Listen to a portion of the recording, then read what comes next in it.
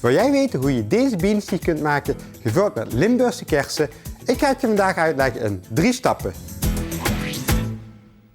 Voor stap 1, de bodem, heb je nodig 4 eieren, 130 gram fijne kristalsuiker, 90 gram patentbloem, 30 gram maïzena en een snufje zout.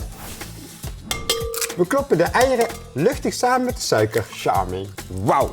Dit gaan we 5 minuutjes mixen. Meng, meng, meng, meng. Dit ziet er al top uit. Zout. Perfect. We gaan de bloem en de maïzena doorheen doen. Die gaan we even goed zeven. Wow. Let it snow, let it snow. Voorzichtig doorspatelen. Yummy. De bakvorm is mooi ingevet. Tijd om te vullen. Smooth. We gaan hem nog lekkerder maken met Victoria beslag erbovenop. Je hebt ervoor nodig 1 eiwitje, 50 gram amandelschaafsel, 50 gram fijne kristalsuiker. Die gaan in een bakje en dat gaan we mengen tot een smeuigpapje. Dit ga je voorzichtig eroverheen verdelen. Wordt hij nog knapperiger en smeuiger van. Wat zou mam dit lekker vinden? Wauw! Dit gaan we 30 minuutjes bakken op 175 graden. Tijd voor stap 2, de kersenvulling. Je hebt daarvoor nodig een pot kersen, maïzena en suiker. Kersensap, die gaan we eventjes opwarmen.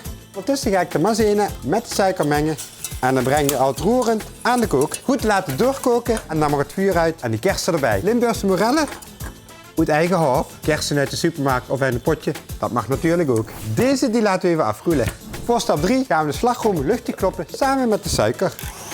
Deze 600 gram slagroom en 60 gram suiker laten we ongeveer 5 minuutjes luchtig kloppen.